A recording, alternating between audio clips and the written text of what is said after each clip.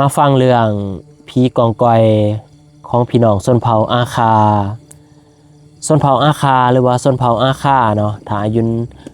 ออกสื่อออกเสียงผิดกะขออภัยเด้อทุกคนเป็นอีกชนเผ่าหนึ่งเนาะที่อยู่ทางภาคเหนือส่วนใหญ่เนาะของประเทศลาวอยู่ทางภาคเหนือ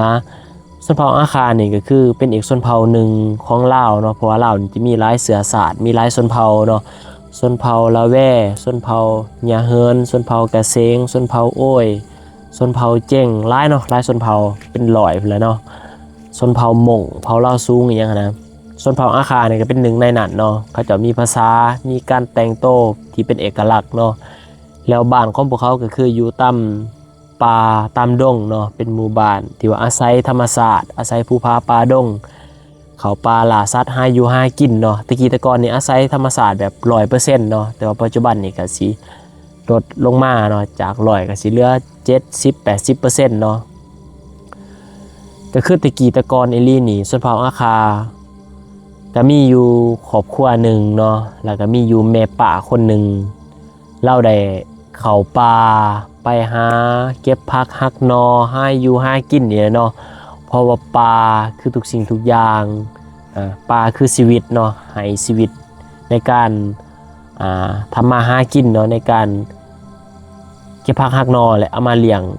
สีบมาเลี้ยงครอบครัวเนาะก็คือป่าก็คือกับแบบทุกสิ่งทุกอย่างแหละของเขาณตอนนั้นเนาะแล้วมื้อนี้ป่าพวกนั้นเราก็ได้ไปหาเก็บผักกับพี่น้องเนาะไปนำกันหลายคนนี่แหละแล้วเราก็ได้เอิ้นซื้อกันเนาะห้องซื้อกันว่าตัวอย่างว่าซื้อก็ซื้อคอนะห้องหากันเอิ้นหากันเนาะกับบนขับป่าแหละว่าอยู่บนหันมีบ่อยู่บนนี้มีบ่เอิ้นหากันเพื่อว่าสิบ่ได้ออกห่างจากกันหันนะส่งสัญญาณหากันเนาะแล้วบัดนี้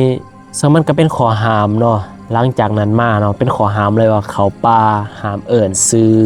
เสียงเรียงนามที่แท้จริงของกันเนาะห้ามเอิ้นซื้อกันเพราะว่าผีป่าผีดงหรือว่าเสือสมิงหรือว่าผีกองกอยเนาะมันจะจื้อซื้อจื้อเสียงแล้วมันก็จะหลอกล้อนเฮาเนาะเวลาเฮาเอิ้นมันก็จะตอบจะค้านเป็นสื่อบุคคลคนนั้นเนาะแล้วเฮาก็จะตามเสียงนั้นไปตามเสียงนั้นไปแล้วเฮ็ดให้เฮานั้นลงทางเนาะหรือว่าพัดออกมาจากกลุ่มที่เฮาไปนำกันนะเรื่องนี้คือกันเนาะป่าพวกนั้นเราก็เอิ้นซื้อแหละเอิ้นซื้อแบบคนที่ว่ามานำกันนั่นแหละแล้วก็มีเสียงตอบเสียงค้านเนาะว่าวู้อยู่พี่ว่าซั่นแล้วก็เก็บผักฮักนอแล้วก็นำเสียงนั้นไปเนาะแล้วก็เอิ้นอีกว่าสิไปหาเขาหั่นนะก็ได้ยินเสียงนั้นค้านตอบทางหน้าอีกแล้วก็ย่างไปย่างไปเลิกเขาจนสุดท้ายก็ได้ลงทางเนาะแล้วก็ไก่คำไก่มืดก็วนก็ว่ายหาทางออกมาเนาะเอิ้นหาไผก็บ่มีเสียงเนาะมีแต่ความมืดมิดแล้วมีแต่ความเงียบวันนี้เราก็ย่านเนาะแล้ววันนี้ชาวบ้านที่ไปเขาป่านำกันหลายคนเขาก็ได้กลับมาเนาะบัดนี้เขาก็ได้กลับมาเขาก็คือว่ามีคนหนึ่งที่หาบ่เห็นนั่นก็คือป่าผู้นั้นแหละเขาก็คือว่าเราคนน่าจะกลับบ้านไปก่อนแล้วว่าซั่นก็พากันเขามาในหมู่บ้านเขามาในหมู่บ้านก็ปรากฏว่าป่านั้นยังบ่ทันกลับออกมาเนาะบ่ทันกลับเข้ามาในหมู่บ้านชาวบ้านก็ไปถามกันเนาะมีไผเห็นบ่นั่นนี่เนาะบัดนี้มันค่ำมันมืดแล้วชาวบ้านเขาก็บ่กล้าออกไปนำหาเนาะเพราะว่าตะกี้นี้เขาก็ย่านนึงมาเนี่ยย่านเสือเนาะย่านสัตว์ป่าที่ดุร้ายเนาะเสือผู้ล่าหรือว่า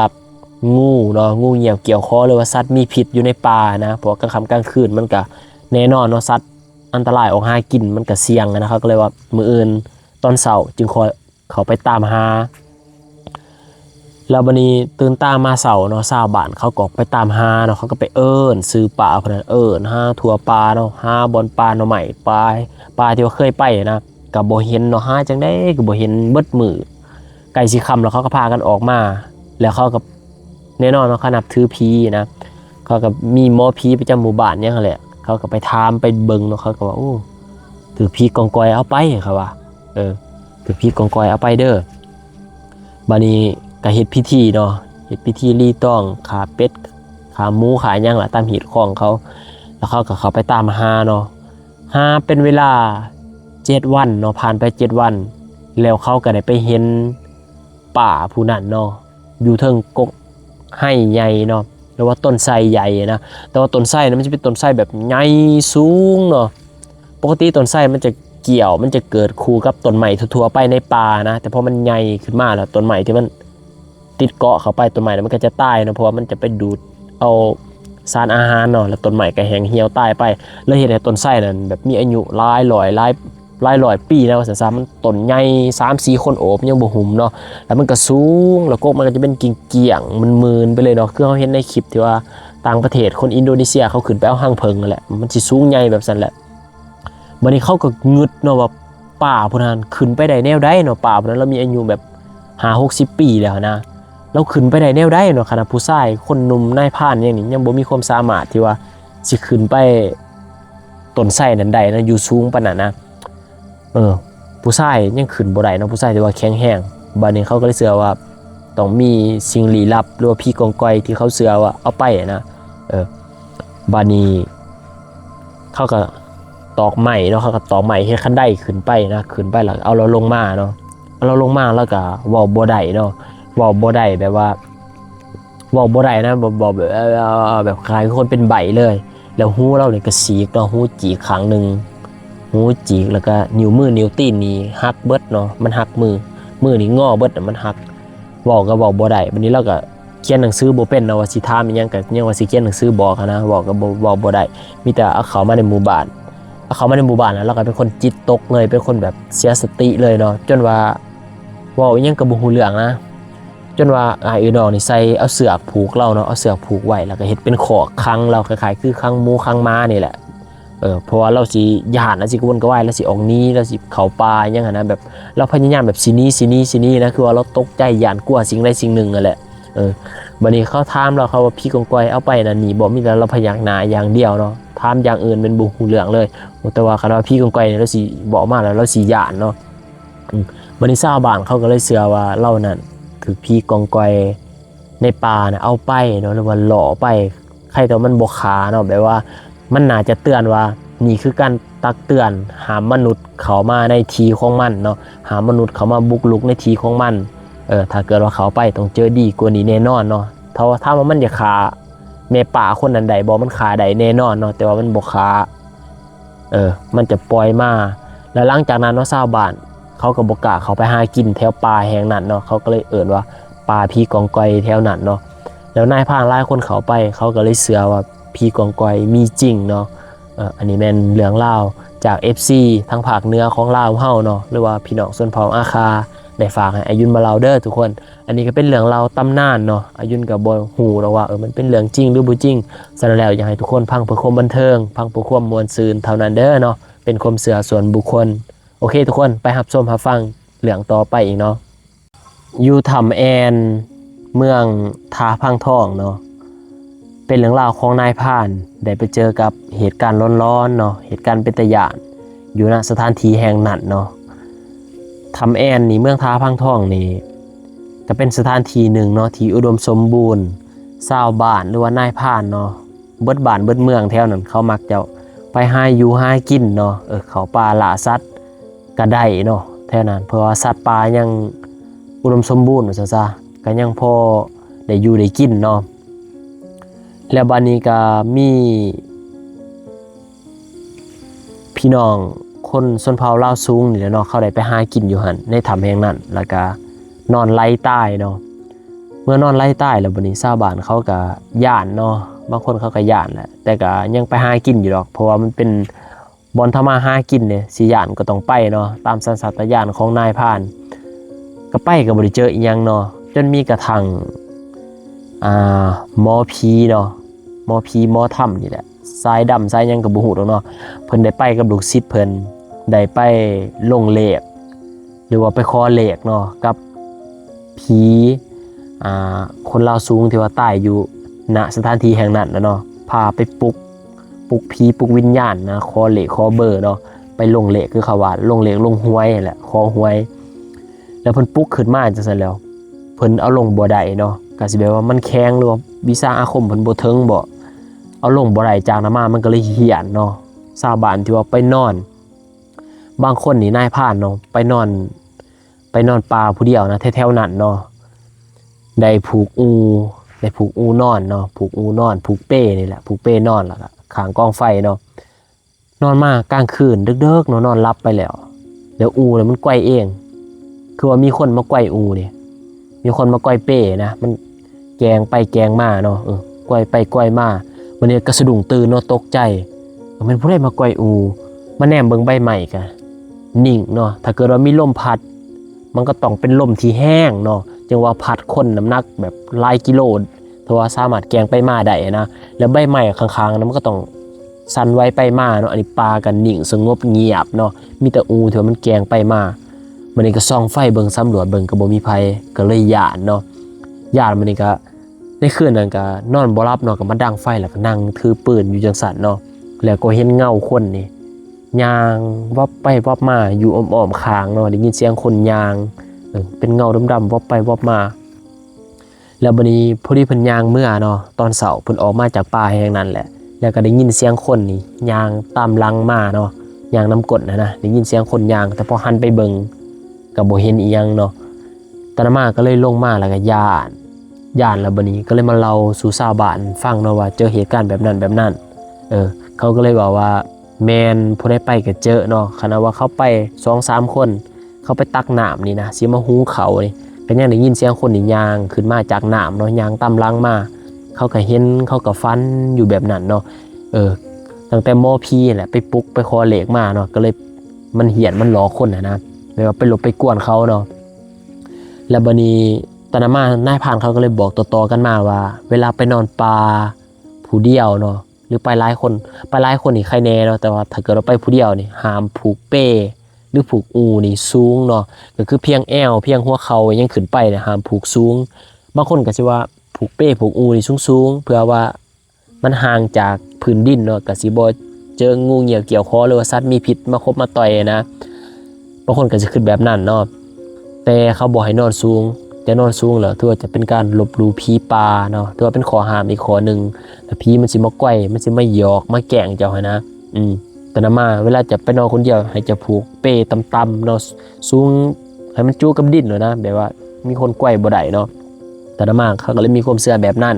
บางพื้นที่บางท้องถิ่นเนาะแต่ถ้าเกิดเราไปนำกันหลายคนเนี่ยอยากผูกซ้ำได้ก็ผูกได้เนาะแต่ถ้าเกิดเราไปคนเดียวเขาบอกให้ผูกสูงจากพื้นดินเนาะแล้วผีมันจะมาหลอกหรือมันจะมาหยอกมาแกล้งแบบคือนายพรานคนนั้นได้เจอเนาะทุกคนอันนี้ก็เป็นเรื่องเล่ายุทธธรรมแอนเนาะเมืองยังอายุนก็ลืมแล้วบอกไปเมื่อกี้นี่อันนี้เรื่องเล่าประสบการณ์ที่เกิดขึ้นจริงเนาะของ FC แล้วเอามาเล่าให้อายุนฟังเนาะเดี๋ยวไปรับชมรับฟังเรื่องต่อไปทุกคนเว้าแล้วเว้าอีกเนาะสำหรับนายพรานนี่เขาป่าคือวังล่าสุดเนี่ยอายุนก็เห็นข่าวอยู่แข้งคำมวลบ่หรือบริคำใส่เนาะออกข่าว2เล่าอย่างดีเนาะที่ว่าพอ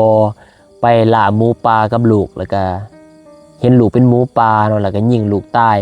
อันนี้ก็เป็นข่าวเหตุการณ์จริงเนาะวัง 2-3 เดือนหลังนี่แล้วก็วัง 3-4 อาทิตย์หลังนี่อยู่อัตตปือเนาะอยู่เมืองภูวงอันนั้นอายุเคยเล่าไปแล้วเนาะที่ว่านายพรานอายุ 17-18 ปีนี่แหละเขาป่าแล้วไปเจอหมูป่าเนาะแล้วก็ยิงมันบาดเจ็บหมูป่าบ่ตายเนาะแล้วเพิ่นก็นำหมูป่าไปหมูป่ามันก็หลีนะมันสุ่มสิทำหายเนาะเพิ่นนำห้อยเลือดไปแล้วหมูป่าก็ได้ออกมาทำหายเพิ่นเนาะมันมาเขียวมันคือมันยาวมันก็มาคิดมาต่ำมาส้นเพิ่นนะนายพรานผู้นั้นก็ตายเนาะเมื่อนายพรานตายแล้วพ่อก็รับหูแล้วก็เสียอกเสียใจนะพ่อก็ไปผูกคอตายอยู่บนที่ว่าลูกได้ตายได้เสียชีวิตที่ว่าถึงหมูป่าทำหายเนาะแล้วหมูป่าตัวนั้นก็ได้ตายคือกันเนาะเพราะว่ามันก็ถึงยิงนะทนผิดบาดแผลบ่ไหวอันนี้ก็เป็นเรื่องจริงเนาะแล้วเรื่องอายุนมาเล่านี่ก็เรื่องเกี่ยวกับนายพรานคือกันทุกคนเขาป่าล่าสัตว์เนาะแล้วก็เจอกับเหตุการณ์แปลกๆเหตุการณ์ร้อนๆเนาะอันนี้อยู่บ้านหมื่นหัวเมืองเนาะเมืองทาสะพังจังนี่แหละจักอย่างเนาะอายุนก็ลืมแหละแบบว่ามีนายพราน2คนเนาะเป็นเสี่ยวกันนี่แหละแล้วก็ไปหา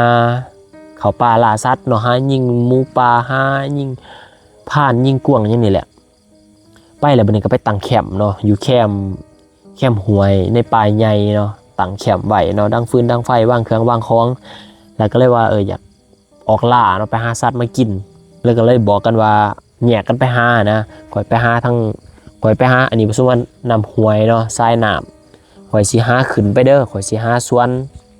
นทางขึ้นไปทางน้ำมันไหลลงมาเจ้าหาลงไปเนาะตามที่ว่าทรายน่ะมันไหลลงไปข่อยสิหาขึ้นเจ้าหาลงเพราะว่าย่านว่าสิไปเจอกันยิงกันนะย่านมันสิ เห็นหมูเป็นสัตว์เป็นหยังนะก็เลยว่าแยกกันไปหาเนาะแยกกันไปหาแบบนี้แล้วบัดนี้หมู่ผู้หนึงหั่นก็ย่างลองลงไปเนาะย่างลองลงไปก็เลาะยิงสัตว์ไปเนาะบัดนี้ไปเจอกับสัตว์ป่านี่แหละแล้วเพิ่นก็เลยนำเนาะนำสัตว์ป่าไปบัดนี้ไปเห็นอยู่ภาคห้วยหั่นเห็นเป็นหมูเพิ่นเนาะหมูเพิ่นฮ้องใส่ว่าเฮ้ยเฮ้ยนะฮ้องใส่เพิ่นก็แนมเบิ่งเนาะแนมเบิ่งก็เห็นเป็นหมูเพิ่นแต่ว่าหมูเพิ่นพุ่นน่ะหั่นอยู่คนละภาคห้วยเนาะห่างกันก็สิประมาณ4-50 เมตรบ่เนาะมันก็มีป่าใหม่มันบังนะแต่ว่าหมูเพิ่นน่ะมีหนวดหนวดยาวแล้วก็ผมยาวเนาะถือปืนการแต่งโตวนี่เสื้อผ้าแบบหมูเพิ่นใส่มาเลยนะแต่ว่าทรงผมนี่บ่แม่นเนาะผมยาวหนวดยาวก็แนมเบิ่งเนาะแล้วหมูเพิ่นก็ย่างหายไปเลยนะย่างเข้าป่าไปเลยก็คือเอใจเอ้าสมาทางนี้ว่าซั่นบอกหมู่ไปนะสมาแถวนี้ว่าซั่นข่อยบอกเพิ่นหาขึ้นเพิ่นจะมาหาลงสมมุติว่าข่อยยิงเพิ่นเด้คือว่าเพิ่นเป็นสัตว์นะสมมุติว่าข่อยยิงเพิ่นเด้ว่าซั่นแต่ก็มาคิดเอใจเอ้าหมู่ข่อยสมาผมยาวสมามีหนวดว่าซั่นก็ล้างสังหรณ์บ่ดีก็เลยกลับเมื่อแคมป์คืนก็เห็นหมู่นี่นั่งย่างนกอยู่เนาะนั่งปิ้งนกย่างนกคณะก็เอ้าพวกย่านี่คือว่ามึงอยู่ลุมว่าซั่นมึงมาตอนใดหมู่ก็ว่าเอ้ากูบ่ได้ไปลุมกูอยู่เทิงกูยิงนกได้กูก็ลงมานี่หิวข้าวแห้งเพิ่นว่ากูบ่ได้ไปนะแถวนั้นก็มาคิดว่าเอ๊ะหรือว่านายพรานคนอื่นบ่ที่ว่าเขามาหาคือกันนะก็บ่ได้สนใจเนาะก็คิดว่าน่าจะเป็นคนอื่นแหละมาเห็นเขาเลยทักทายกันนะหรือว่าฮ้องส่งสัญญาณหากันว่าเฮ้ยอย่ายิงมาทางนี้เด้อแบบนี้เป็นคนเป็นหยังนะก็เลยคิดว่าคือสิแม่นแหละชาวบ้านคิดว่าแบบนั้นนะบ้านนี้ก็หลังจากนั้นก็กินข้าวเนาะแล้วก็พักผ่อนเพราะว่าเดินทางมาเบิดมื้อเนาะวันนี้กลางคืนก็เลยชวนกันไปหาเลาะยิงอีกน้อยนึงว่าซะกะลาใดกะลามานว่าซะก็ไปนํกันเนาะบัดนี้สองไฟไปนํกันไปหายิงล่าสัตว์อย่างนี้แหละไปแล้วบัดนี้พอดีไปหอดกกไห่เนาะเป็นกกไห่บักใหญ่อยู่บนหั่นอยู่บนแคมห้วยเป็นกกไห่บักใหญ่บัดนี้ก็คือว่ามันต้องมีนกมีหนูมีสัตว์ป่ามากินบักไห่เดี๋ยวมันหล่นอย่างนั้นแล้วมีกระหอกกระแตเนาะมากินมายังก็ส่องไฟขึ้นเบิ่งเนาะส่องสำรวจอยู่บนกกไห่กกนั้นแหละส่องไปส่องมาบัดนี้ก็พอดีอันนั้นงาเนาะแล้วกิ่งของกกไห่เนี่ยมันขย่มเองเนาะมันสั่นเองสั่นงาเดียวเลยแหละปกติคันมันมีลมพัดมันก็สิสั่นเบิดทั่วเลยนะมันก็สั่นแต่งาเดียวคือเราลิงบ่เราคือว่าลิงว่าค้างไว้ซังแบบมันหยอกมันยังหั่นนะก็ส่องไฟไปใส่ก็บ่เห็นอีหยังเนาะบ่เห็นสัตว์บ่เห็นหยังเลยตัวมันขย่มมันสั่นใส่ก็เลยแนมเบิ่งหน้ากันโอ้ยเจอดีแล้วสัตว์ไปกลับพากันกลับเข้ามาแคมป์เนาะกลับมาแคมป์นี่ก็บ่มีกระจิตกระใจเนาะแบบว่าสิ่งที่เจอนี่ถือว่าเป็นลางบ่ดีแหละถือผีหลอกว่าซั่นซะหูทั้งหูแล้วแม่นผีหลอก 100% เนาะก็มานอนบัดนี้พอดีหมู่เพิ่นน่ะเนาะที่ว่าไปเห็นคนที่ว่าเห็นคนห้องใส่นะเพิ่นฝันเนาะเพิ่นแบบเพิ่นนอนละเมอแหละนอนละเมอแบบเฮ้ยข้างควรข้างแบบคือเจ็บคือปวดคือมันหายใจบ่ออกเลยนะควรข้างแบบเฮ้ยหมู่เพิ่นก็เลยปลุกเฮ้ยมึงเป็นหยังว่าซั่นกูฝันว่าซั่นกูฝันมาก็มาดังไฟสูบยานะฝันจังได๋ว่าซั่นฝันว่าจื้อได้บ่ตอนกลางเว้นที่ว่าเพิ่นเห็นนายพรานใส่สุดคือกับหมู่เพิ่นที่ว่าผมยาวมีหนวดนะเห็นคนละฝากหวยว่าพุ่นอาหารมานี่สภาพแบบมีเลือดนี่ไหลลงมาเนาะแดงเบิดเนาะเลือดเต็มโตเนาะแล้วก็มายืนเอาตีนนี่เหยียบเอิกเพิ่นเหยียบเอิกหน้าเอิกเพิ่นน่ะเพิ่นหายใจบ่ออกเนาะเพิ่นก็ฮ้องเเพิ่นหายใจบ่ออกฮ้องให้หมู่เพิ่นช่วยแหละความหมายเมื่อหมู่เพิ่นเล่าขึ้นเสร็จแล้วก็บ่กล้านอนเนาะก็มาดังไฟซูมไฟเลยบ่กล้านอนแล้วในย่านแล้วเด้ตอนกลางเว้นก็เจอตอนไปล่าสัตว์กลางคืนก็เจอกงไห้มันขยมใส่เนาะพี่หลอกมานอนก็ถือพี่อ้ำมาเหยียบเอิกหน้าเอิกเลยนะก็บ่กล้านอนเนาะบ่กล้านอนบัดนี้ก็พากันนั่งสูบยานะสูบกอกติดกอกตอแล้วบ่ให้ตัวเองอยากนอนเนาะดังไฟจนแจ้งได้ยินเสียงไก่ป่าคันก็เกี่ยมเครื่องเกี่ยมคองเนาะก็ลงมาเนาะลงมาจากป่าแห่งนั้นเนาะลงมาบ่กล้าไปเลยเพราะว่าเจอเหตุการณ์แบบนั้นแล้วมันบ่มีกระจิกกระใจสิอยู่แล้วเนาะอันนี้ก็เป็นเรื่องราวของนายพรานที่อายุนบ่ได้ยินได้ฟังมาแล้วก็มาแชร์มาเล่าให้ทุกคนได้ฟังเนาะทุกคนเดี๋ยวไปรับชมรับฟังเรื่องต่อไปคลิปต่อไปเองเนาะขอบใจที่ติดตามเด้อ มาฟังเรื่องราวประสบการณ์ที่เกิดขึ้นจริงกับอ้ายน้องทหารที่ได้ไปย่ามหรือไปประจำเขตชายแดนเนาะไปหาอยู่หากินสองสัตว์ล่าสัตว์ในเวลากลางคืนแหละทุกคนแล้วก็ได้พบเจอกับเหตุการณ์แปลกๆเหตุการณ์ร้อนๆเนาะแต่ว่ามันสีสันแล้วมันก็สิมีหลายเรื่องหลายเหตุการณ์เนาะทุกคนอายุนสีเอามาเล่าร่วมกันเท่าที่อายุนจือเนาะอันนี้เป็นเรื่องราวของนายพรานหรือว่านายทหารชื่อว่าติงเนาะอันนี้ใช้ซื้อนามสมมุติเด้อทุกคนเพื่อให้เข้าใจง่ายๆนำกันเนาะเพราะว่าเราบ่กล้าเปิดเผยชื่อเสียงเรียงนามที่แท้จริงเนาะนายพรานติงนี่ก็เป็นอ้ายน้องทหารคนหนึ่งเนาะที่ว่าดูมันเนาะเป็นที่ฮักของอ้ายน้องอยู่นํกันเนาะคือไปประจำการหรือว่าไปประจำตามเขตชายแดนนี่เนาะไปรักษาไปลาดตระเวนนี่แน่นอนเนาะเสบียงอาหารหลักๆนี่ก็มีอยู่เนาะที่เขาเอาไปแล้วมีไข่มีปลาปองมีมาหมายอย่างนะแต่ว่า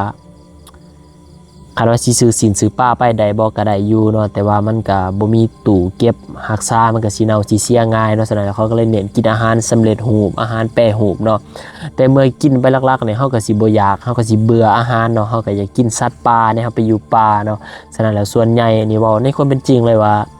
สัตว์อนุรักษ์นี่ส่วนใหญ่แล้วเนาะบางเขตบางท้องถิ่นไอ้น้องทหารเขาก็จำเป็นต้องได้ล่ามากินคือกันเนาะเพราะว่าเพื่อความอยู่รอดนั่นแหละอันนี้คือความจริงเนาะ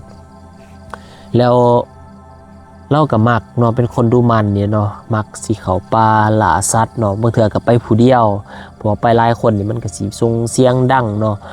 สัตว์ป่ามันอาจจะแตกตื่นมันอาจจะยุ่งยากว่าซั่นซะบางเทื่อเฮาอยากไปเขาบ่อยากไปบางเทื่อเฮาอยากไปเขากำลังมวนเขากำลังเพลินเนาะแต่ว่าหมู่นี่อยากกลับอยากเมื่อมันก็แบบคัดใจกันนะก็เลยว่าไปคนเดียวนี่แหละสบายใจกลัวเนาะแล้วก็มีครั้งหนึ่งเนาะเราไปย่ามตามเขตชายแดนนี่แหละแล้วเราก็ตอนนั้นเราสิไปจอบยิงไก่เนาะเราเห็นไก่โตไก่นี่มันจะเป็นคล้ายๆคือผ่านเนาะแต่ว่าโตมันจะน้อยเนาะน้อยๆซ้ำกับแมวเนาะใหญ่กว่าแมวน้อยนึงนี่แหละเวลามาต้มใส่เพียขันเพียมันคมๆโอ้แสบทุกคนอายุนมากินเนาะไก่ตัวไก่แล้วกันเห็นไก่เนาะแล้วยิงแต่ว่ายิงบ่ถือเนาะแล้วก็เลยนำเนาะเพราะว่ามัน 2-3 โตเนาะแล้วก็นำตัวไก่นั่นไปนำไปบัดนี้ก็ออกเส้นทางเนาะไปใกล้แหละบัดนี้พอดีไปเห็นเขาเอิ่นว่าคันภาษาไทยก็น่าจะเป็นเครือเถาวัลย์เนาะแต่ว่าภาษาลาวเฮานี่ก็คือแบบเครือใหม่นี่แหละทุกคนเป็นเครือใหม่คล้ายๆคือเครือจ้านเนาะมันสิเป็นแบบเครือบักใหญ่เลยใหญ่อยู่ซ้ำกกเสาเฮือนพุ่นแหละใหญ่เนาะเกี่ยวกกไม้ใหญ่ขึ้นไปแล้วไปฮอดนั่นแล้วก็ส่องหาเนาะส่องหาตัวไก่ส่องไปส่องมาบัดนี้เครือจ้านอยู่ทางหน้าเราเนาะมันสั่นมันติ่งเองเนาะแบบมันคือคนมีไกวคือคนมาไกวมาเขย่ามันนะมันแกงไปมาเนาะคล้ายๆคืองูเลื่อยนี่แหละแล้วว่ะมันเขย่าสั่นไปมาซองขึ้นไปเนาะก็บ่เจออีหยังแบบมันสั่นคือคนแบบว่าไกวมันนะทั้งที่มันเป็นเครือขนาดใหญ่เนาะถ้าเกิดว่ามีคนไปเขย่าไปไกวนี่คนก็ระดับเป็น10 คนขึ้นไปเนาะจะไปสั่นไปไกวให้มันสั่นติ่งได้นะถ้าเกิดว่าเป็นสัตว์ก็ต้องเป็นสร้างหรือว่าสัตว์ที่ว่ามีกำลังวังซ่าเนาะจังว่าเฮ็ดให้มันเขย่าได้นะแล้วก็คือแปลกใจเนาะแล้วว่าขาเราเนี่ยอยู่ซื้อมันก็สั่นเองสั่นก่าวขาบ่ออกนะทุกคนแบบมันจังไปเลยเนาะเห็นจ้าๆเลยแหละห่างประมาณ5 เมตร 10 เมตรทางนานนี่แหละเราว่าโอ้ยเราเจอดีแล้วคันแนวนี้เราแข็งอยู่จนสิเป็นสมองเราว่าเมื่อใดสติแล้วหลุดจากภวังค์นั่นแล้วก็ย่างกลับมาเนาะแล้วก็มาเล่าให้อ้ายน้องนำกันฟังเขาว่าโอ้ยเจ้าเจอดีแล้วอย่าสิไปผู้เดียวเถื่อนะเราว่าจื้อเขาว่าสิว่าจื้อสิว่าหลาบก็บ่จื้อเนาะในคนมักไปมักหาอยู่หากินเนาะสิให้มันนอนซื่อๆกินอาหารเก่าๆซ้ำๆเดิมๆมันก็บ่ม่วนเนาะไปอยู่ป่าปืนก็มีอยู่แล้วนะปืนก็มีแล้วก็อยากไปหาล่าสัตว์เนาะเพราะว่ามีปืนมันก็อุ่นใจนะแล้วบัดนี้มีเทื่อนึงเนาะเราว่าอันนี้นี่บ่แม่นอยู่ตามชายแดนแหละอยู่ตามป่าเนาะเราไปหายิงสัตว์นี่แหละแล้วเราไปหาจอบยิงนกเนาะอยู่กงบังไห้อยู่กงไห้ใหญ่เนาะไปยิงนกยิงหยังนี่แหละที่ว่ามันมากินบังไห้ไปแล้วบัดนี้หั่นเขาบอกว่าอยู่กงไห้หั่นมันเคยมีเนาะตะกี้แต่ก่อนเขาว่ามีผู้หญิงใต้ท้องกลมอย่างนี้แหละแล้วเขาไปฟังเนาะไปฟังอยู่บัดนั้นฟ ฟังอยู่เบิ่งใต้กงไห้นั่นแหละแต่ว่าเพิ่นก็เลือกคนคือกันเนาะคันคนที่เพิ่นถูกสตาร์หรือคนที่เพิ่นมักเนี่ยเพิ่นสิให้เนาะจะสิมานแบบไปยิงให้มานแต่ถ้าว่าผู้ใดที่เพิ่นบ่มักบ่หยังเพิ่นบ่ให้นี่ก็คือแบบจะไปนั่งเผาเบิดมื้อจะก็บ่ได้นกจักโตเนาะแล้วก็เชื่อแน่บ่เชื่อแน่เนาะอันนี้ก็เป็นคำล่ำคำลือแหละแล้วก็เลยไปแล้วว่าอยากหูแน่นะความหมายอยากหูอยากลองแน่เพราะว่านกหนูมันก็หลายเนาะมากินบักไห้อยู่บ่นั้นแล้วก็ไปพกยิงเนาะผู้เดียวเราไปพกยิงก็เห็นเนาะนกนั่นเห็นยิงแล้วว่ายิงก็ยิงม่วนกันได้เนาะได้นกลายแล้วยิงไปก็ได้เนาะได้ยิงไปก็ม่วนยิงตกไปเก็บยิงตกไปเก็บเนาะยิงม่วนจะโดนลูกปืนเที่ยมานะสิเบิดเนาะยิงมาสิเบิดแล้วบัดนี้ก็ความโลภนะยังอยากได้อยู่ลูกปืนสิเบิดแล้วก็ยังบ่ยอมนะยังอยากได้ยังพกยิงอยู่จังซั่นแหละยิงไปยิงมายิงไปยิงมาบัดนี้เห็นนกเนาะตอนค่ำๆนี่เห็นนกรอต้มบักใหญ่นกหั่นชื่อว่านกเขากับบ่แม่นเนาะมันใหญ่จนสิซ้ำเป็ดพุ่นแหละใหญ่กว่าเป็ดจนสิซ้ำห่านพุ่นแล้วว่าเราก็บ่เคยเห็นนกนะมันใหญ่พิลึกพิโลแต่แล้วว่าบัดนี้เราก็สิยิงเนาะยิงก็ปรากฏว่าปืนนี่ยิงบ่แตกยิงจะได้ก็ยิงบ่แตกยิงบ่ออกทั้งที่ว่ายิงมาจนสิเบิดมือแล้วยิงบ่แตกยิงบ่ออกนี่แล้วก็มาเบิ่งมาเสกปืนเนาะมาเสกมาเบิ่งมาอย่างนี้แหละมากวาดเบิ่งไปเบิ่งมานี่ได้กว่าสำรวจแล้วก็ยกปืนสิไปยิงอีกก็ว่านกน่ะหายไปเนาะบ่มีวี่แววเลยแหละแต่เกิดว่ามันบินหนีมันต้องได้ยินเสียงมันพึบพับนะนกน่ะหายไปก็คือใจอยู่มันเป็นนกอีสังเนาะคันว่าอยากฮู้นี่อยากยิงมาเบิ่งแล้วว่ามันเป็นนกอีหยังที่ยิงลงมาเนาะมันเป็นนกอีหยังนกผีบ่นกอีหยังนะโดยความที่ว่าเลยอยากฮู้เนาะบัดนี้เราก็กลับมาเนาะกลับมาฮอดบ้านบัดนี้ชาวบ้านเนาะอ้ายน้องแล้วเขาก็มาหลินมาถามมาได้บ่อีหยังนั่นสิจะไปยิงบ่ได้แล้วก็ไปยิงบ่ทันเราว่าจะได้จังกล้าไปเขาว่าจะบ่ย้านบ่เขาว่าแล้วก็ว่าบ่ย้านแล้วว่าแต่ว่าเราก็เจอเนาะเจอเป็นนกตัวบักใหญ่แล้วว่าจนซ้ำห่านพุ่นแล้วซ้ำเป็ดซ้ำห่านบักใหญ่อยู่แล้วว่าพอแล้วสิยิงแล้วปืนยิงบ่แตกแต่พอมาเซ็กปืนแล้วนะยกปืนขึ้นสิยิงก็ปรากฏว่านกน่ะหายไปแล้วว่านกน่ะหายไปเขาว่าหาแหละนกผีเขาว่าอยู่บ่จะไปเจออันนี้ก็เป็นเหตุการณ์นึงแหละหรือว่าเรื่องนึงเนาะแล้วบัดนี้เรามาเล่าตอนเราไปอันนั้นนอนหน้าเนาะว่าหน้าร่วมคือทหารนี่เขาจะเฮ็ดหน้าร่วมเนาะหน้าร่วมหรือว่าหน้าเซาหน้าอย่างนี้แหละเนาะคือเราเป็นหน้าร่วมแหละแล้วเขาก็ไปนอนเนาะไปนอนประจำไปนอนเผาหน้านะไปนอนเฝ้าหน้าเนาะบัดนี้คืนนั้นก็นอนน้ำไอ้น้องน้ำกัน 3-4 คนนี่แหละนอนเนาะก็มีเพื่อนหรือว่าเป็นเที่ยงหน้ามันอยู่น้ำกันแล้วบัดนี้ฝนตกก็เลยชวนกันออกไปหาจับกบจับเขียดเนาะบัดนี้ไฟโคมมันมีแต่ 2-3 อันก็เลยที่เหลือให้เฝ้าเนาะให้เฝ้าอยู่หน้าแหละแล้วก็3 คนไปเยี่ยงน้ำกันไปเยี่ยงกันแยกกันไปเนาะกบเขียดมันก็หลายขนาดแต่ว่าแถวนั้นเราสิบ่คุ้นเคยเนาะเพราะว่ามันบ่เป็นบ้านของเราเนาะมันเป็นบ้านอื่นนะมันเป็นหน้าเนาะเป็นหน้าร่วมซั่นๆมันก็บ่คุ้นบ่ชินดอกก็เลยว่าหาหน้าบริเวณแถวๆหน้าแหละแต่ว่าหน้ามันสิติดกับป่าเนาะเป็นหน้าติดป่าใหญ่เนาะก็เยื่องไปสองไปเนาะจนว่าม่วนขนาดว่าจับกบจับเขียดเนาะกบเขียดหลายว่าซั่นจับไปม่วนไปเพลินไปก็คือว่าโอ้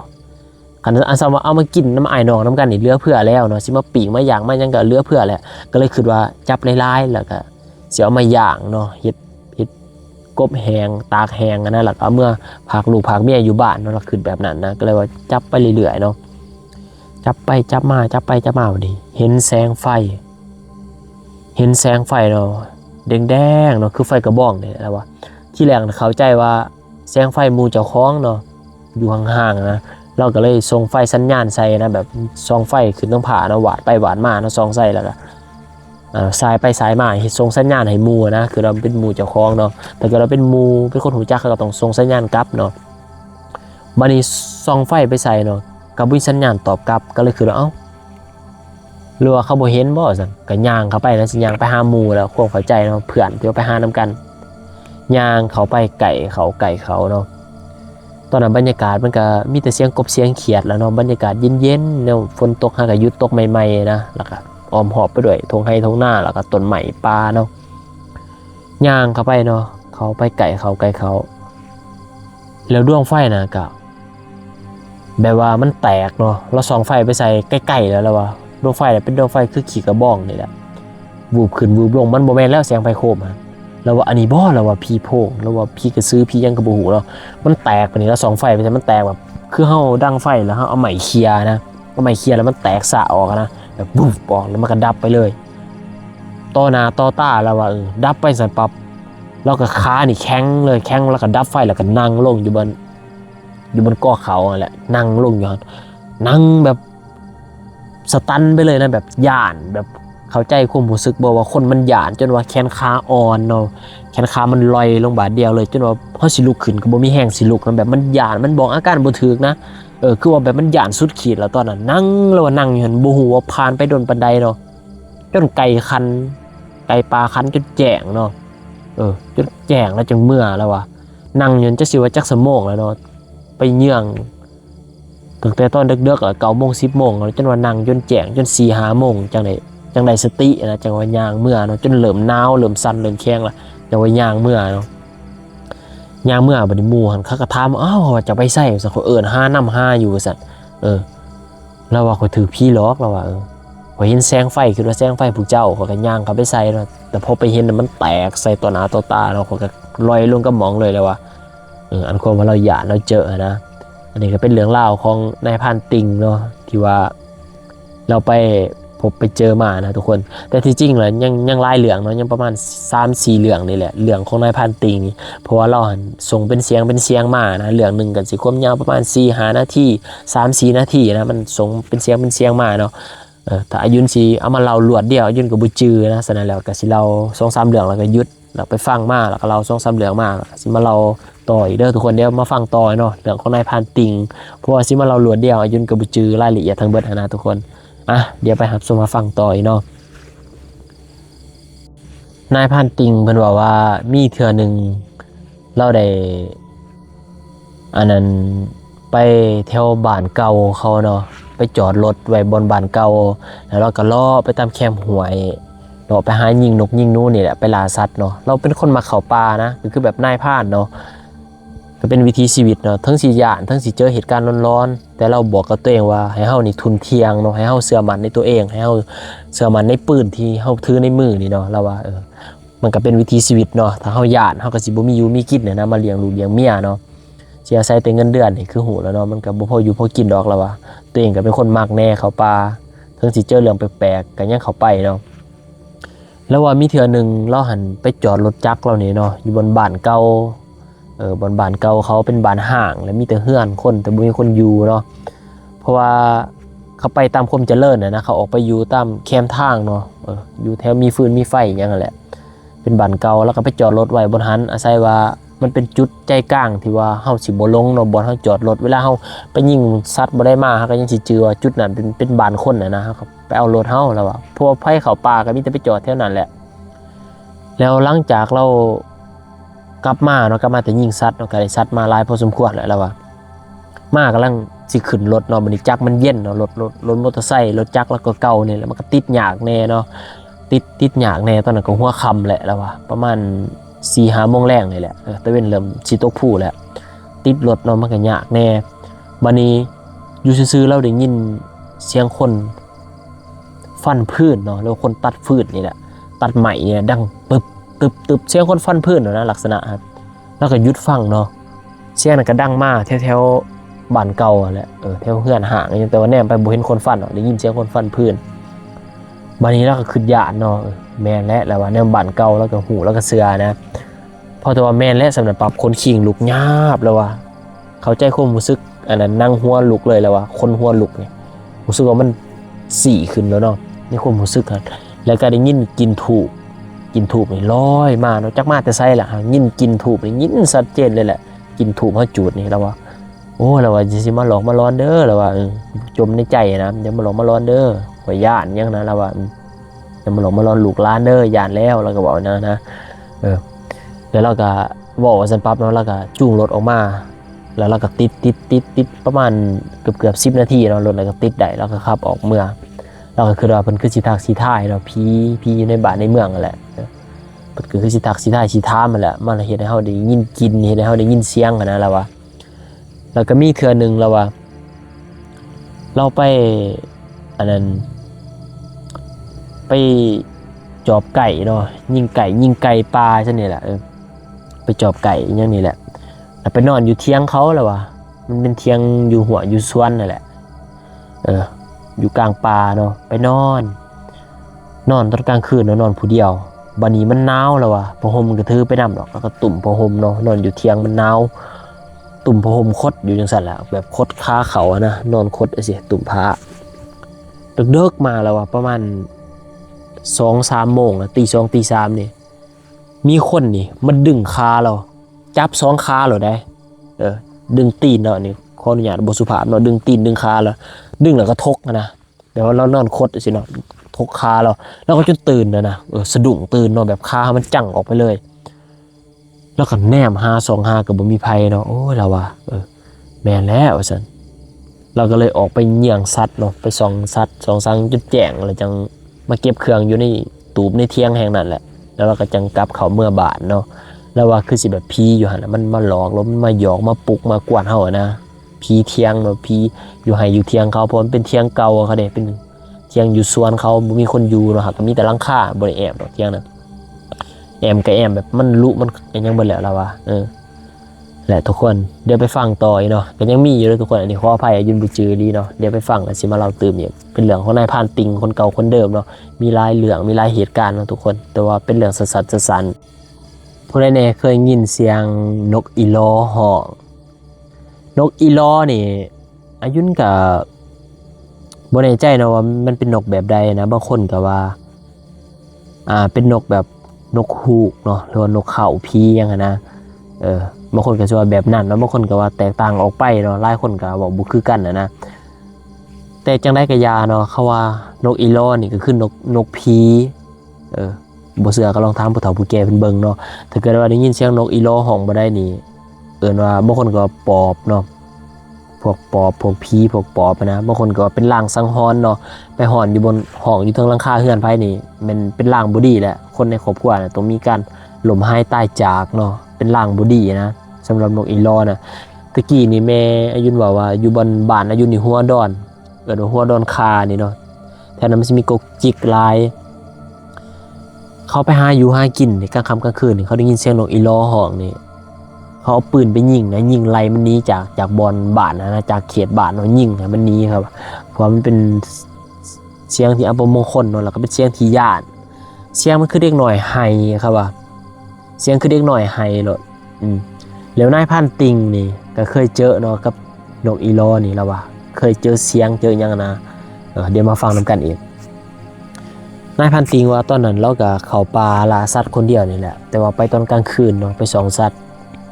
ก็ไปตามภาษาเราเนาะไปคนเดียวบานี้ไปแถวนั้นหั่นมันจะเป็นป่าที่ว่ามีกกใหม่ใหญ่หลายอากาศนี่เย็นแล้วว่าเย็นเป็นตะยานนั้นกกใหม่ใหญ่ถ้าเกิดว่าคนสติบ่ดีเนาะคนสมาธิบ่ดีบ่มีประสบการณ์นี่ไปอยู่เหตุการณ์ซะหั่นจะต้องร้อนจะต้องสติแตกกลายเป็นคนบ้าเสียสติไปเลยโลด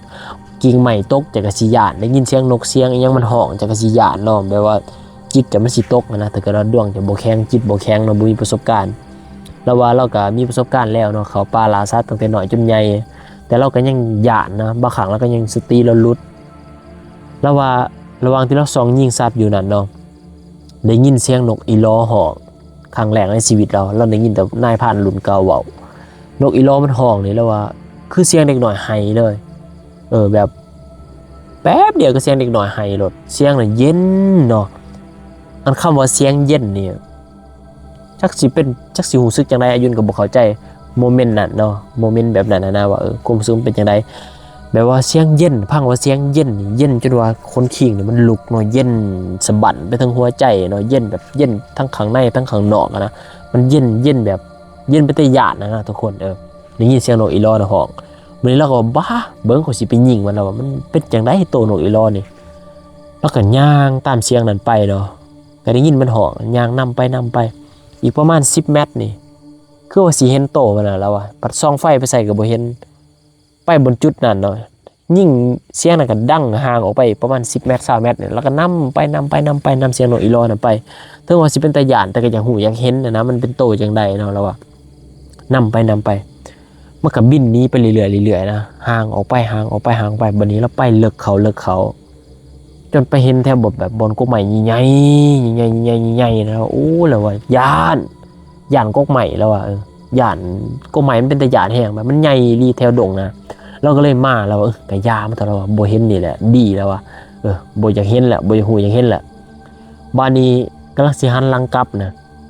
กกใหม่เนาะกิ่งใหม่มันตกลงมานะใส่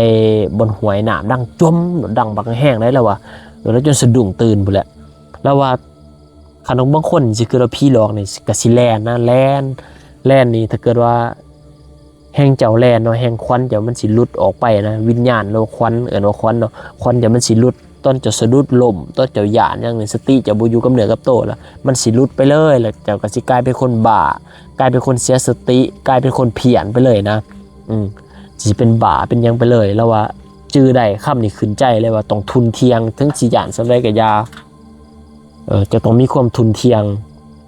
มือนี่กำปืนเนาะหามแลนบอกกับตัวเองว่าหามแลน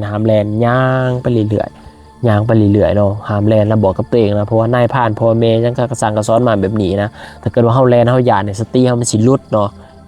ถ้าเกิดว่าเฮาหล่มนี่มันสิหลุดไปเลยแล้วก็สิเป็นบ้าเป็นยังไปเลยนะทุกคนอันนี้ก็เป็นประสบการณ์เนาะเป็นเรื่องจริงเรื่องเล่าของนายผ่านเนาะอยากให้ฟังไว้เพื่อว่าผู้ได้เข้าป่ายังนะมักให้อยู่ให้กินแบบนี้เนาะเพื่อสะสมประสบการณ์ไปนำกันเนาะแล้วผู้ใดเคยเจอเหตุการณ์แบบใดมาเข้าป่าล่าสัตว์ก็ลองมาคอมเมนต์แลกเปลี่ยนกันได้เด้อเนาะว่าเรื่องที่อยู่นำมาเล่านี่มันมีจริงบ่มันแมนบ่เนาะผู้ใดเคยเจอแบบใดก็มาคอมเมนต์แลกเปลี่ยนกันเด้อทุกคนมาฟังเรื่องผีเพจเรื่องสมัยตะกี้ตะกอนเนาะตอนแม่อายุยังหน่อยหั่นเราอยู่บ้านสะแขะเนาะเมืองไซเสถาแข้งอัตตปือหรือว่าอยู่ทางภาคใต้ของประเทศลาวแม่อายุก็สิประมาณจักปีว่าตอนนั้นเราเรียนประมาณป.3 ป.4เนี่ยแล้วว่าแล้วมันสิมีกกหมกม่วงเนาะเป็นหมกม่วงกซออย่างนี้แหละหมกม่วงกซอที่เฮาเอามาบายเขานี่ทุกคนเดี๋ยวเฮาเอาข้าวเหนียวยัดใส่นะมันสิมีกกม่วงใหญ่เนาะในเขตดินของว่าในยากันได้เนาะเป็นของยายของแม่ใหญ่คนหนึ่งเนี่ยถือว่าเราได้เสียชีวิตไปแล้วเนาะแต่ว่าแม่ใหญ่คนนี้เราบ่มีลูกบ่มีผัวเนาะแล้วเราก็สิเป็นคนห่วงเครื่องปลูกของพังเรานะเป็นคนขี้ทีขี้เหนียวเนาะเมื่อเราตายไปแล้ววิญญาณของเราก็จะเหี่ยนเนาะแล้ววันนี้เด็กหน่อยมื้อนั้นแม่ว่าเป็นมื้อออกแรงงานเนาะแล้วก็เลยชวนกันหลังจากเลิกจากโรงเรียนนะสิกลับบ้านก็เลยชวนกันว่าไปแวะเก็บมะม่วงก่อนเพราะว่ามื้อนี้นี่มันลมแห้งในลมคือฝ่าคือฝนสิตกนี่แหละมีพายุสิเข้ายังประมาณนี้แหละผามันก็เป็นอึมครึมเนาะคล้ายๆคือฝนสิตกเป็นมืดมื้อนะวันนี้แม่แล้วก็ป้าเนาะเอื้อยของแม่แล้วก็หมู่ของเรา 3-4 คนเนาะก็เลยชวนกันไปแวะเก็บมะม่วงก่อนระหว่างทางกลับเมื่อนะก็ไปเก็บมะม่วงก็ซออยู่ของดินในยาแหละไปเก็บมื้อนี้ก็ห้วยลมมันพัดเนาะคือฝ่าคือฝนสิตกนี่ลมพัดมะม่วงมันก็หล่นก็พากันหยาดเก็บเนาะแข่งกันเก็บแบบตกบ่ได้กันแลนไปหยาดกันแบบม่วนนะเด็กหน่อยม่วนเนาะไผสิได้หลายกว่ากันเนาะก็แข่งเอามาเฮ็ดมะม่วงแพนเด้เก็บมื้อนี้แม่อยู่นั่นก็เลยเฝ้าเนาะเฝ้ามะม่วงเอื้อยว่าเดี๋ยวป้าเป็นคนแลนไปเก็บเนาะเอื้อยของแม่เป็นคนหยาดกับหมู่มาได้แล้วก็มากองไว้ให้น้องนี่เฝ้าให้น้องนั่งเฝ้าเนาะแล้วก็ไปแข่งกันเก็บนั่นน่ะบริเวณแถวๆอ้อมหอบกกม่วงนั่นแหละบัดนี้ฟ้าก็มืดเขาเนาะลมก็แห้งเขาคือฝนสิตกบัดนี้แต่ว่ามะม่วงมันหล่นหลายเนาะมันหล่นบุบบับแลนหยาดกันผาก็ครึมเข้ามาแล้วสักพักนึงเนาะก็มีลมพัดมาแล้วได้ยินเสียงบุบปั๊บพอตะตกบุบบ่ได้เป็นคนสิหุ่มกันไปใส่มะม่วงอะนะบัดนี้เด็กน้อย 3-4 คนกันได้ยินเสียงบุบปั๊บก็พากันแล่นไปหุ่มสิไปยุ้มเอามะม่วงอะนะไปขุบเอาก็ปรากฏว่ากลายเป็นตัวแมวสีดำเนาะแล้วแมวเนาะก็เป็นแบบเป็นควันขึ้นมานะเป็นควันขึ้นมาแล้วก็กลายร่างเนาะเป็นคนเนาะเป็นผู้หญิงผมยาวจุขี้ดินนะผมยาวคนเฒ่าพอแต่เห็นจังสันปรับก็พากันพี่ล็อกแตกไปมันเนาะแม่ยุนหันถือเอื่อยนี่แกเนาะแกแค้นแลนนี่เอื่อยก็ยังบ่ทิ่มน้องนะแกแค้นแลนแล้วมันมีหัวหน้ามักจับอยู่บนสวนฮะก็พากันไปหลอดเนาะหลอดแม่ยุนหันถือเอื่อยแกหลอดบ่วิดนะแล้วน้ามักจับมันขูดแต่กกขาแม่นะสินนี่จนว่าขาดเนาะบนกกขาโตนี่ กกคาหาลงมาแข็งนี่ถือเป็นห้อยน้ำมักจับขูดยาวเนาะจนถาปัจจุบันนี่ยังเป็นห้อยแผลเป็นอยู่เนาะเลือดนี่ไหลเปียกบรรณศิลป์นะไหลสาก็เอื่อยแก้แลนทั้งไห้ทั้งหองเนาะแลนเขาเมื่อบาดเมื่อหอดบานก็พี่หลอกพี่ในยานหลอกเนาะบัดนี้เขาก็ย่านเนาะตอนนั้นมาก็เลยบ่มีไผกล้าเขาไปเก็บหมักม่วงก็ซ้อแถวนั้นอีกเลยเนาะคนสิผ่านไปผ่านมาก็ยาเนาะกินหมักม่วงมันเน่ามันยังนะหลายก็ยังบ่มีไผกล้าเขาไปเก็บเนาะเพราะว่าเจอแต่เทื่อเดียวเนาะเขาก็ย่านเลยลาบเลยเนาะแล้วก็บ่มีไผกล้าเขาไปเก็บอีกเลยแล้วปัจจุบันนี้แม่ยุนก็ยังมีหอยแพ้เป็นแล้วก็หมักม่วงกว่าน่ะเขาก็ปั่มทิ่มตัดทิ่มเบิดแล้วเนาะเฮือนซ่านก็ถือเขาหม่างทิ่มเบิดแล้วนะตะกี้นี่พอได้สิลงไปตักน้ำเนาะไปหาปูหาปลามันเป็นทาน้ำเนี่ยเป็นทางผ่านก็สิเห็นในยานี่นั่งอยู่ตรงเฮือนเนาะนั่งเขียวหมากแล้วก็บางเทื่อก็ได้ยินเสียงเพิ่นทมน้ำหมากลงพื้นดินนะได้ยินเสียงโจกแนมไปก็เห็นเนาะบางเทื่อก็เห็นเป็นเงาเพิ่นปัดกวาดวนเวียนแถวเฮือนเพิ่นนั่นแหละอันนี้ก็เป็นเรื่องเล่าผีในยาเนาะที่เขาบอกว่าเพิ่นหันเป็นผีเพศพี่เพจเนี่ยอายุนบ่แน่ใจว่าคนลาวเอิ้นพี่คนลาวไต่นี่เอิ้นพี่เพจคนไทยน่าจะเป็นพี่เป็ดเนาะถ้าเกิดว่าอายุนบอกผิดพลาดบ่ได้ก็ลองมาคอมเมนต์แลกเปลี่ยนกันเนาะว่าแม่นหรือบ่แม่นเนาะทุกคนอันนี้ก็เป็นเรื่องราวประสบการณ์ที่เกิดขึ้นจริงของแม่อายุนตอนยังน้อยเนาะทุกคนจะได้ก็พังเพื่อความบันเทิงเด้อเนาะเป็นความเชื่อส่วนบุคคลปกติแล้วอายุนนี่ก็เป็นคนหนึ่งเนาะที่มักพังเรื่องผีมักพังมักอีหยังนี่แหละเนาะมักแสวงหานะเหมือนแสวงหาผีได้แสวงหาเรื่องผีเนาะ แล้วบัดนี้แม่อายุนหันมักจะเล่าเนาะตามที่เราจื้อออกนะตอนเรายังวัยเด็กหรือว่าตอนเราไปพบไปเจอเนาะเราก็จะมาเล่าให้อายุนฟังเนาะแต่ที่จริงเราก็อยากถ่ายคลิปกับแม่แหละแต่ว่าแม่ก็บ่ค่อยมีเวลามาถ่ายนำอายุนปานใดเนาะเพราะว่าอยู่เฮือนคนละหลังแล้วเนาะแล้วบัดนี้เรื่องของพ่ออายุนหันก็มีเนาะอายุนไปคิดออกแต่ว่าเรื่องของพ่อนี่มันแบบมันเบื่อพวกนั้นเรื่องของพ่อเนี่ยมันจะออกแนวตลกเนาะแต่ก็เรื่องผีคือกันทุกคนอันนี้ก็เป็นประสบการณ์ครั้งหนึ่งแล้วก็ที่เราเจอเนาะอายุนถามเรื่องผีเรื่องใดเราก็สิเว้าแต่เรื่องนี้แหละให้ฟังเนาะอายุนก็เลยบ่ค่อยได้เอามาเล่าในเรื่องของพ่อเนี่ยมันอยากเวอร์ด้วยนึงเนาะแต่ก็มาลองฟังนำกันทุกคนว่าสิเป็นอะไรเรื่องประสบการณ์เจอผีของพ่ออายุนเนาะพอเราให้ฟังว่าสมัยแต่เรายังหน่อยไปเลยเนาะแต่เราแบบแต่ก่อนแล้วจักสิว่าย้อนไปจัก10 ปีแล้วเนาะตอนนั้นพออายุก็สิประมาณ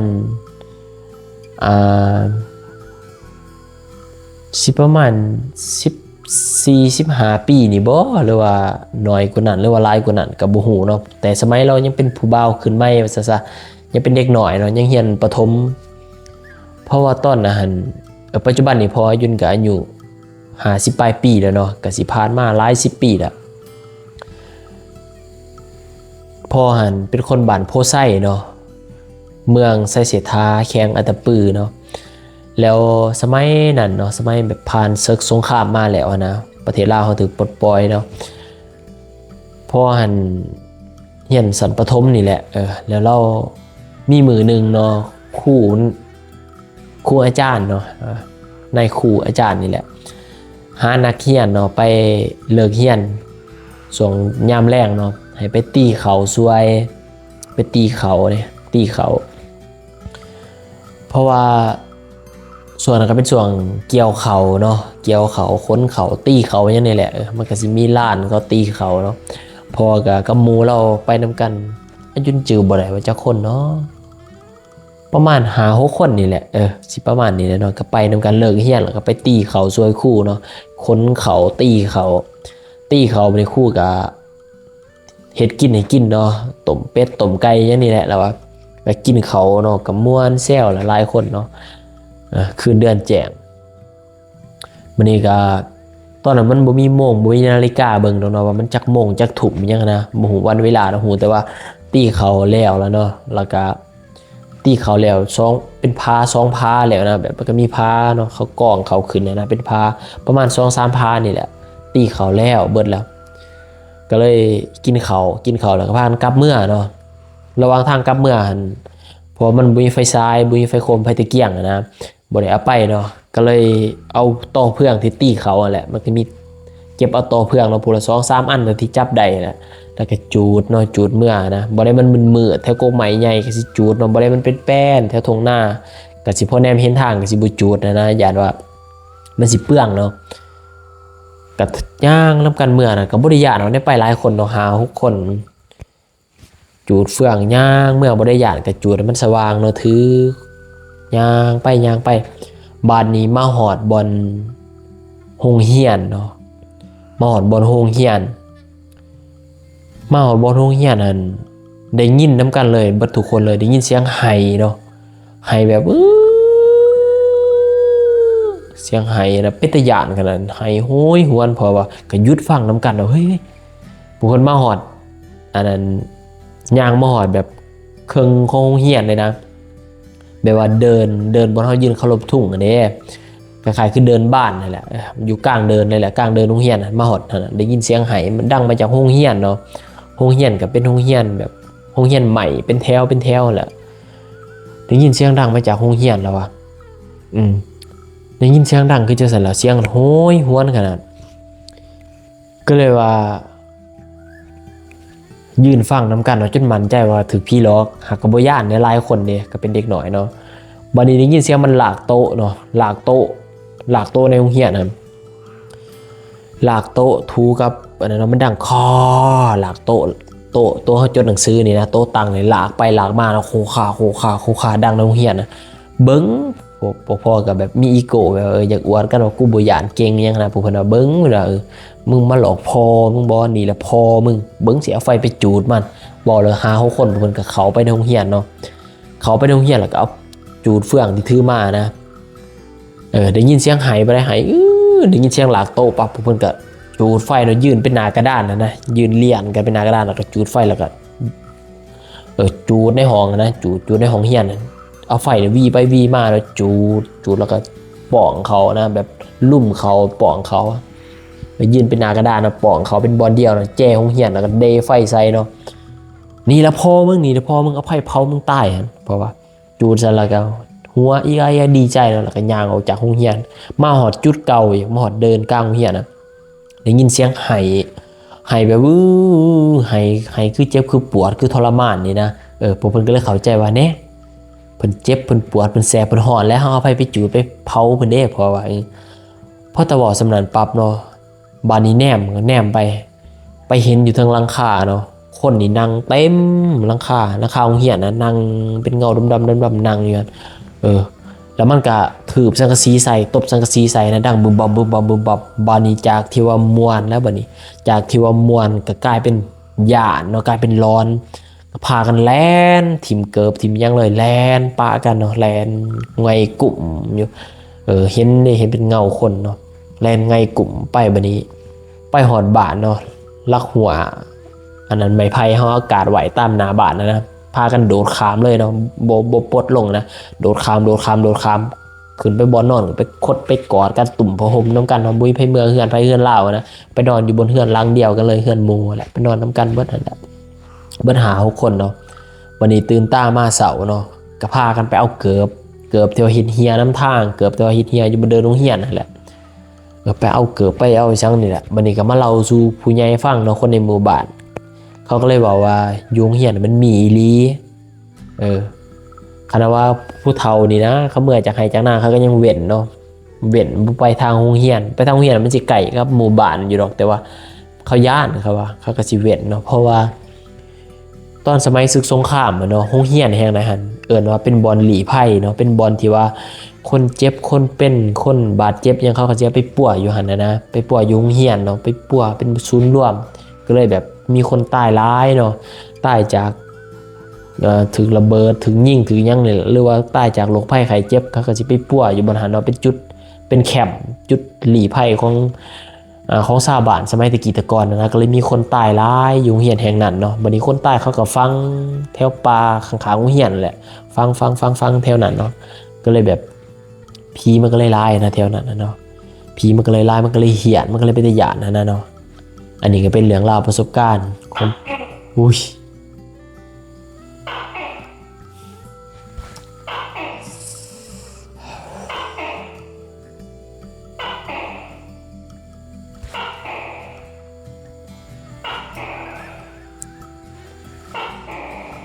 มาเยอะคนเลย อายุเนินอยู่เงินอยู่ซ่านน้ำพอน้ำเมเด้อตกมกตกใจเบิดทุกคนกับแก่เนี่ย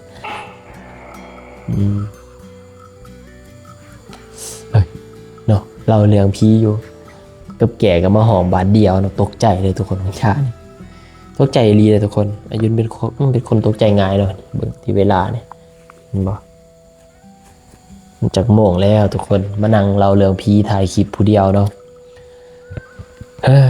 นี่นะทุกคน ชีวิตคนเราเรื่องพีเนาะคันที่เรากลางเว้นถ้ามันเราได้บ่มันก็เราได้แล้วเนาะแต่ว่ามันก็สิบ่เป็นตาย่านเนาะเพราะว่าบรรยากาศนะแต่ถ้ามาเรากลางคืนเฮาเองก็สิรู้สึกย่าน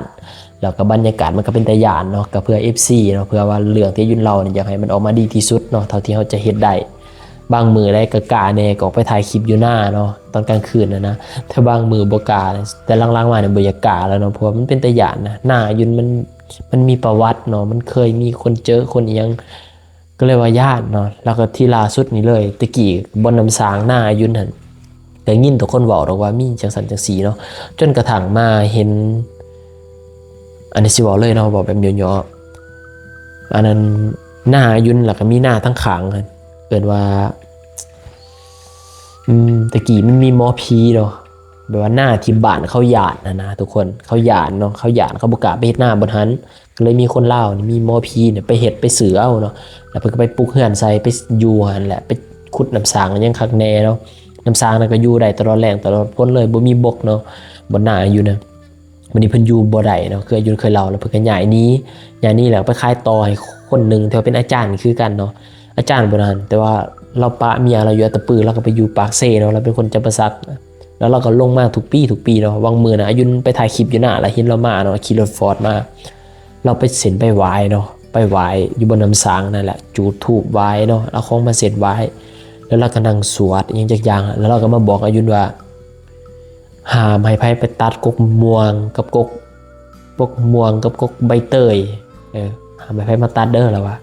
ก็สิแม่นมีแล้วเราจังหามมันนะแล้วเราสิลงมาไหว้อยู่บนน้ำสางอันนั้นปีละเทื่อเนาะก็จะเป็นมีแม่มีคลองดีเนาะเนาะเดี๋ยวมื้อหน้าส่งไปรายการเว้นยุ่นจะไปถ่ายคลิปให้ทุกคนเบิ่งนํกันเด้อมื้อใดมื้อหน้าจะถ่ายเบิ่งทุกคนนั่นแหละบนจุดเดียวนะอายุนยานเนาะบนกกให้กับยานบนกกย่างกับยานที่ว่าทุกคนเห็นหลังคลิปอายุนน่ะต้นเมืองไทยอยู่หน้าแต่ว่ามันล่มแล้วเนาะบางช่วงพายุเขานี่ล่มเบิดแล้วกกให้กกอันนั้นก็มันก็บ่เป็นตาย่านเนาะมันเป็นตาย่านบนเดียวบนน้ำสางอะไรเนาะทุกคนเอาซ้ำนี้เนาะเรื่องราวเดี๋ยวมีเรื่องเล่ากับเสียมาเล่าให้ฟังอีกแต่ว่าค่ำคืนนี้เอาไว้สำนี้ก่อนทุกคนเริ่มหยาดแล้วมันดึกละสีพักผ่อนเนาะขอให้ทุกคนนอนรับฝันดีเด้อทุกคนบ๊ายบายขอบใจที่ติดตาม